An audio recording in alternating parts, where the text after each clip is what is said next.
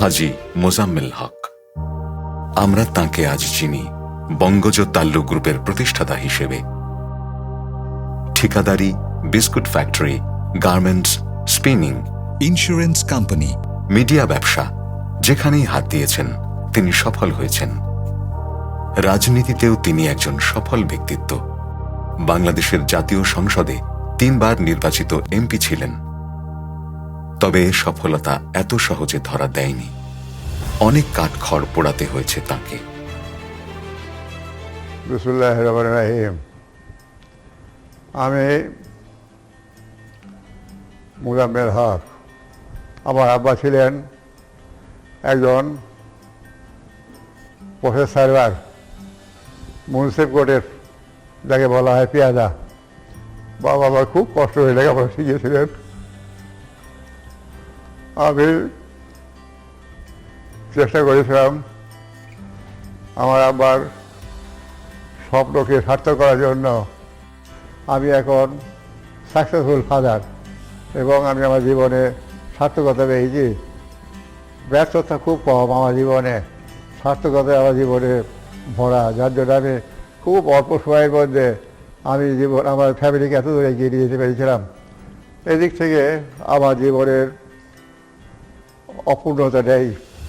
তবে এর শুরুটা এই শহর চুয়াডাঙ্গা থেকেই। 1957 সালে চুয়াডাঙ্গা শহরের বড় বাজারে পদশোভা নামে একটি জুতার দোকান প্রতিষ্ঠা করেন। সেটা দিয়েই তাঁর ব্যবসায়িক জীবন শুরু। সেখান থেকেই তিনি আজকের সফল ব্যবসায়ী, শিল্পপতি। হিন্দুস্তান পাকিস্তান হওয়ার জন্য আমাদের ওখানে দাঙ্গা আরম্ভ হয় হিন্দু মুসলমান। সেই দাঙ্গার পরিণতিতে আমরা দেশ ছেড়ে সব চলে আসি আমরা চুয়াডাঙ্গা সাব ডিভিশনের জীবননগর থানায়। আমাদের গ্রাম মানুষ সকলেই চলে এসেছিল। এরপরে আমি অন্য সংস্থানে আমি আমার মাদেরকে ঘরে রেখে আমি চলে আসি চুয়াডাঙ্গায়। এসে আমি চাকরি সন্ধান করতে লাগলাম। ভাগ্যক্রমে আমার একটা চাকরি হয়ে গেল, খুব ছোট চাকরি। এই কেরুকাং অ্যান্ড কোম্পানির একটা ওয়ার হাউসের এজেন্ট হিসাবে আমি চাকরি লাভ করি।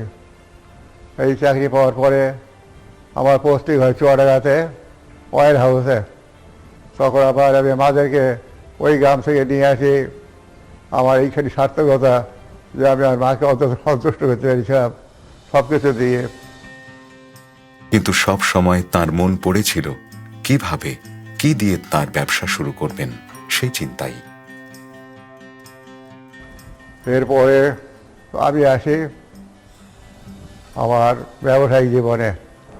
আমি তখন চাকরি করতাম এবং আমার সামনে ছিল মুন্সিপ কোর্ট। ওইখানে তখন বাকি খাজনায় জমি নিলাম হতো। আমি সেই জমি পার্টিসিপেট করতাম কেনার জন্য এবং এর মধ্যে থেকে একটা অপশান আমার পক্ষে আসে। 105 বিঘা ছিল। এই 105 বিঘার মধ্যে থেকে আমি 50 বিঘা জমি বিক্রি করি 10,000 টাকা দিয়ে এবং ওই 10,000 টাকা মূলধন দিয়ে আমি চুয়াডাঙ্গায় জুতোর দোকান আরম্ভ করি এবং চাকরিও করি। সেই 10,000 টাকার 3,000 টাকায় চুয়াডাঙ্গা শহরে একটি বাড়ি কিনলেন। সেই বাড়ি এখনো আছে, সেখানেই তিনি থাকতেন। মনে মনে স্বপ্ন দেখতেন বড় কিছু করার, তাই নাম লেখালেন ঠিকাদারির খাতায়। তার প্রথম ঠিকাদারের কাজ জেলা কৃষি সম্প্রসারণ অধিদপ্তরের একটি ভবন নির্মাণ। এটা এখন জেলা কৃষি সম্প্রসারণ অধিদপ্তরের পুরনো ভবন নামে পরিচিত। এলো মুক্তির সেই মাহেন্দ্রক্ষণ। দীর্ঘ 9 মাসের যুদ্ধ শেষে আমরা পেলাম স্বাধীন সার্বভৌম বাংলাদেশ। ঢাকায় এলেন তিনি। ফকিরাপুরে গড়ে তুললেন একটি মোটর সাইকেলের দোকান। কিন্তু লক্ষ্য ছিল আরো বড় কিছু করার। এবং আমার ব্যবসার প্রতি একটা মোহ ছিল। ছোটোবেলা থেকেই আমার চাচার আমাকে দেশও বলে ডাকত এবং এই দেশের অর্থ হচ্ছে যে আমাদের গ্রামে যিনি মহাজন ছিলেন সেই মহাজনের নাম ছিল দাশু। তো এই দাশু হিসাবেই আমাকে চাচা আদর করে দেশে বলে ডাকতে যে আমি দাশুর মতো একজন ব্যবসাদার হব। তো আমার সেই আকর্ষণটা ছিল আমার চাচা প্রথমে আমার মনের মধ্যে ইন্সপিরেশন দিয়ে দেয়, এবং আমার ইচ্ছাও ছিল যাবে চাচা যখন আমাকে ব্যবসা হিসেবে দেখতে চায় আমি ব্যবসায় করবো, দেখি আল্লাহ আমার সহায় হয় কিনা। শিল্প ব্যাংক থেকে অনুমোদন পেল তার বঙ্গজ প্রজেক্ট। চুয়াডাঙ্গায় জমি কিনে স্থাপন করলেন বঙ্গজ বিস্কুট কোম্পানি। সেটা 1979 সাল। বিস্কুটের পাশাপাশি এখন বিশ্বমানের নুডলস, চিপস উৎপাদিত হয়। ফলে প্রতিষ্ঠানটিতে বিপুল সংখ্যক লোকের কর্মসংস্থান হয়েছে। বর্তমানে 4,500-এরও বেশি লোক এখানে কাজ করে। বঙ্গজ প্রতিষ্ঠা করেই তিনি তৃপ্তির ঢেকুর তোলেননি, বরং বঙ্গজের সাফল্যই উদ্দীপ্ত করেছে আরও নতুন নতুন শিল্প প্রতিষ্ঠান গড়ে তোলায়। শিল্প ব্যাংকের প্রজেক্ট ছিল এটা, তাহলে স্পিনিং মিল স্যাংশন করলো, তাহলে স্পিনিং মিল দেওয়ার পর আবার ফের আমার বড় ছেলে এই সময় এসে জয়েন করলো আমার বিজনেসে। সে পড়াশোনা করে সেই সব ব্যবসার সাথে আমাকে হেল্প করে আমাদের এই ফার্মকে এত দূর এগিয়ে দিয়ে চলে গেল। এর মধ্যে আমার মেজর ছেলে পাস করে আসলো, ছোটো ছেলে পাস করলো, তারা সবাই মিলে তখন এই প্রজেক্টে একীভূত হয়ে গেল। দেশের বস্ত্র চাহিদা মেটাতে তিনি প্রতিষ্ঠা করেছেন তাল্লু স্পিনিং মিলস। চট্টগ্রাম ইপিজেডে প্রতিষ্ঠা করেছেন মিঠুন কর্পোরেশন। সেখানে উৎপাদিত ফ্যাব্রিক্স রপ্তানি করতেন বিদেশে, কিন্তু ধীরে ধীরে দেশে গার্মেন্টস শিল্পের চাহিদা বাড়ায় প্রতিষ্ঠা করেন টয়া গার্মেন্টস। মিডিয়া বিজনেসেও তিনি সমান সফল। দেশের প্রথম FM রেডিওর যাত্রা শুরু হয় তার হাত ধরেই। 2005 সালে তিনি প্রথম প্রতিষ্ঠা করেন বাংলাদেশের private radio channel radio today. প্রতিষ্ঠানের সকল কর্মীকে তিনি সময় মতো ন্যায্য পাওনা বুঝিয়ে দিতেন। তিনি ভুল থেকে শিখেছেন এবং সেই শিক্ষা তার সারা জীবন কাজে লেগেছে। এভাবেই তিনি এখন যারা তরুণ তাদেরকে উদ্যমী হতে বলেছেন। হেমন্ত মুখার্জির গান ভালো লাগতো, এই গানটা পাই মনে মনে আসে, যদি একটা মনের মতো মন পাইতাম।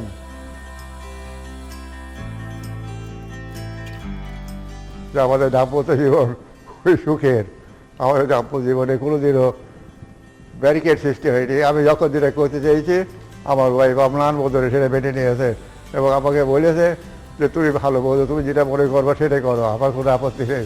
তার সংসার আস্তে আস্তে গড়েছি, নিজের সংসার এখনও গড়ছি ছেলে মেয়ের জন্য। তা আমাদের জীবনে প্রথম জীবনে আমরা আল্লাহ খুব কষ্ট মধ্যে দিয়ে মানুষ হয়েছে, ছেলে পেলে মানুষ করেছি, কোথাও অভাব হয়নি, কিন্তু আমরা পরিশ্রম করেছি। না আমি খুব খুশি ওনার উপরে। আমি আবার পলিটিক্সে আরম্ভ করলাম, এরপরে 96 সালে এমপি হলাম, 6ষ্ঠ সংসদ এবং 7ম সংসদ, এরপর 8ম সংসদ। আমি 3টা সংসদের এমপি ছিলাম। এলাকার মানুষ আমার প্রতি খুবই আস্থাশীল। এক সময় চুয়াডাঙ্গা ছিল অনুর্বরশীল, অবহেলিত একটি জনপদ। তিনি নির্বাচিত হবার পর তার সংসদীয় এলাকার সবচেয়ে বেশি উন্নতি তিনি করেছেন। জীবননগর ব্রিজ তৈরি করেছেন। একসময় বেইলি ব্রিজ দিয়ে যাতায়াতে মানুষের অনেক দুর্ভোগ পোহাতে হতো। ব্রিজ হওয়ায় এখন সে দুর্ভোগ নেই। শুধু স্কুল, কলেজ, রাস্তাঘাট কিংবা ব্রিজ নয়, এলাকায় বিদ্যুতের আলো তিনিই পৌঁছে দিয়েছেন। এমপি থাকাকালীন অবস্থায় 30 থেকে 40টি গ্রামে পল্লী বিদ্যুৎ সংযোগ দিয়েছেন।